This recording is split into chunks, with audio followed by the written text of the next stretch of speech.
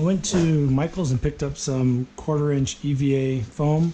Did a little piece here that's going to go inside just to fill this area in so that it looks solid. Made these little things that'll bend to fit the shin as I glue it on.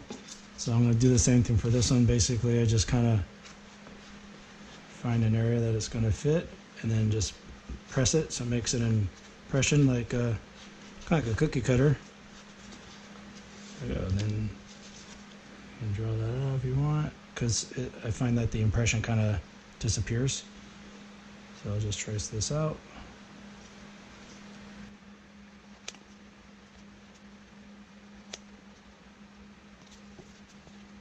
So yeah, it's 1/4-inch thick.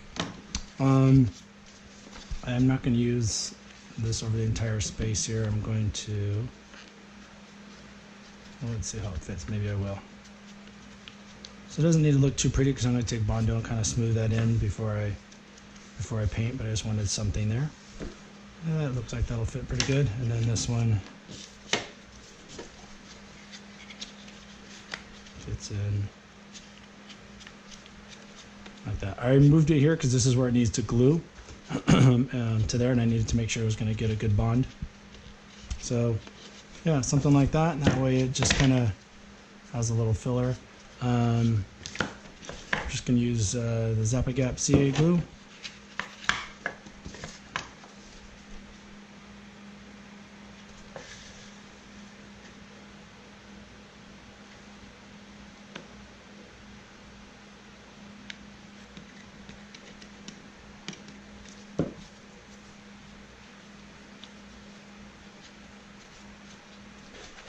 I went ahead and sanded everything, basically prepped it for paint, but also because I needed to glue. And same thing, I've sanded all the areas that are going to glue so that I can go ahead and start doing my assembly. I can put my straps down, and it's a lot easier than trying to go and sand in between all of the pieces once everything's glued on to prep for paint. So I just used a fine grit sponge. You can buy like the coarse, medium, and fine grit, kind of a 3-pack.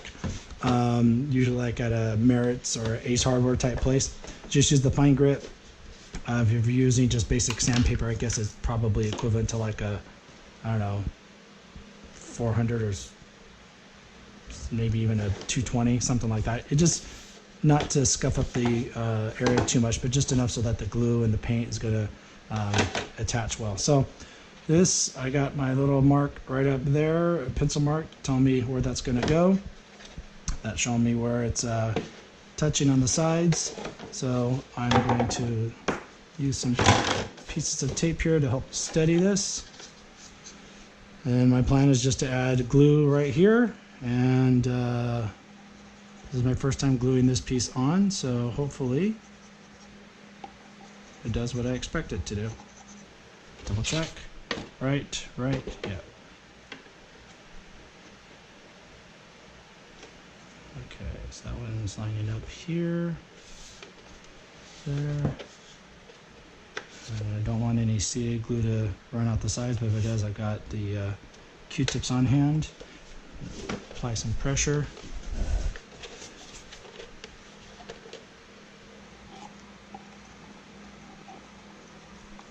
Alright.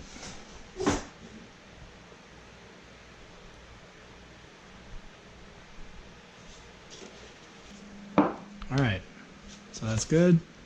That's not going anywhere. That's where I needed it. Alright, so the next step is put the top pieces on. This is what I call the boomerang. I had to notch out this a little bit because I forgot I'm doing something a little different where I'm leaving that upper section there just to give this a little bit more reinforcement. So that's going to go like that. And there's a little bit of a gap up here, so I cut another piece of EVA foam that I'm just going to end up setting down right about there. You won't see this. I'm going to go ahead and give myself a little pencil mark.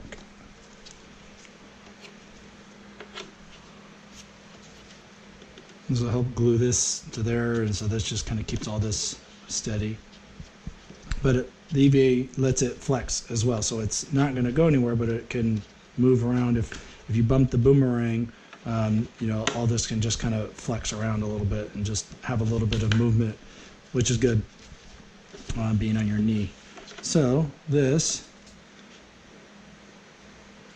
is going to take quite a bit of CA glue to make sure this isn't going to go anywhere.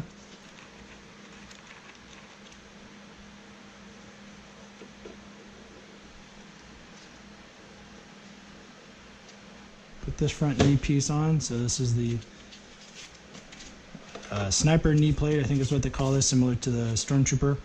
Yeah, one thing I did do, I didn't want to build up too much EVA foam. I mean, I guess I could, but I just got one of these resin blocks that I use for my animated clone, and I think I'm going to end up using that right there, and that gives me the offset that I need.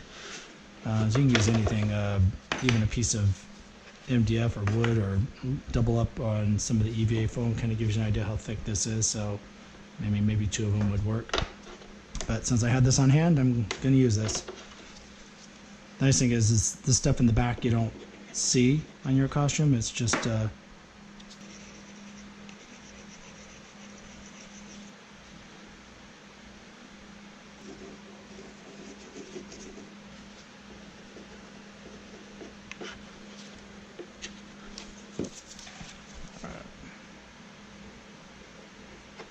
right. So there we go. Got the basics of the lower legs. This is the left, so I guess we'll put it like that. Same kind of. There we go, getting there. And of course now we have the buckles and the straps to put on, but it's looking pretty good. So yeah, so this is supposed to stick up a lot higher than and this one's just almost about the same height. So that's the look you're going for. That's why this shin plate, you know, they're all different lengths, so that, and it's a little tricky, but that's kind of what you're looking for.